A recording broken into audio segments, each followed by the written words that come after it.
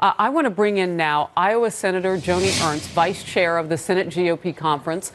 She also sits on the Armed Services and Judiciary Committees. Right on time with this. You're having conversations on the Hill. You've got this bipartisan conference going on.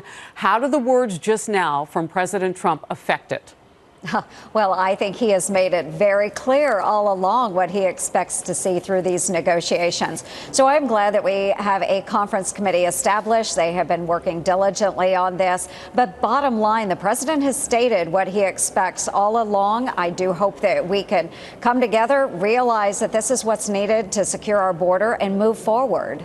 Just a short time ago, we heard from House Speaker Nancy Pelosi. And look, they're oppositional on this issue, but they are on opposite sides of the planet when it comes to the wall. Let's watch and listen together. It doesn't matter what Congress does. I knew that he wanted it all to himself. I mean, oh, really? A president who wants to have Congress be completely irrelevant in how we meet the needs of the American people? No, come on. She says no money for the wall. How will we go forward? Well, I think we go forward with this conference committee, and I hope that they are independent thinking enough and listening to their constituents that they will understand that the American people have spoken. President Trump is their voice. He wants to secure our nation. We know that we have to do that. The past four administrations have been able to erect barriers, fencing, walls, whatever you want to call it. So why now are we seeing our Democratic colleagues basically throwing a fit over what the president has made very clear is important to our nation? Why are we seeing that? We don't have a lot of time left. I mean, we're now hitting a 2-week point after the longest government shutdown in a partial one in American history. They've got to get something done here, Senator. What needs to happen in order to get the two parties who are speaking today, the President of the United States and the Speaker of the House, on the same page? Well, I think that when you talk about pages, there is a list of priorities that have been outlined by Customs and Border Patrol. They have a 33-point plan already put down on those pages. So when our Democratic friends across the aisle are stating they haven't seen a plan, they want to see a plan by experts, we have it. So let's have the conference committee take a look at it.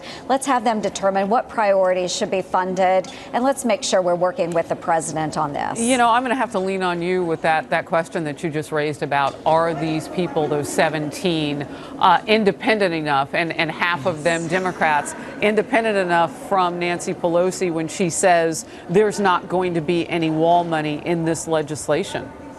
Well, the point of a conference committee is to bring individuals together to discuss the issues and collaborate. There should not be hard lines drawn by any one leader on what the direction of the conference committee should be. That's why we have the conference committee. So I hope that Speaker Pelosi understands that. She would be a conference committee of one.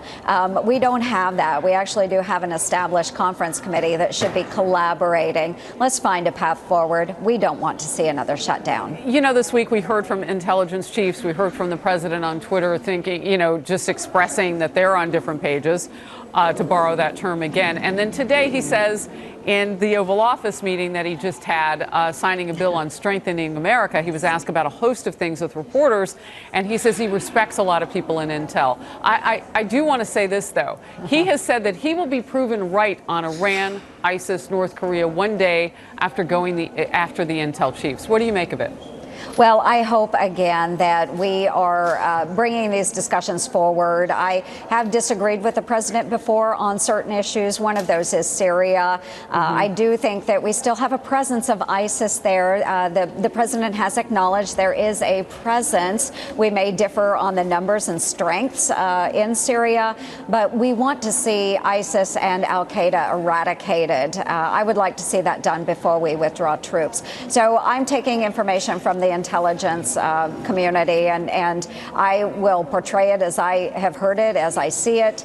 But I hope that we can come together again. Collaboration is key, discussions are key, and move forward in the right direction. Why do you think they see it so differently? And I ask that with the knowledge that we could be, according to Secretary Pompeo, Secretary of State, looking at another North Korea summit. So it's important, isn't it not, that the U.S. intelligence chiefs and the president see things at least similarly, or am I wrong about that?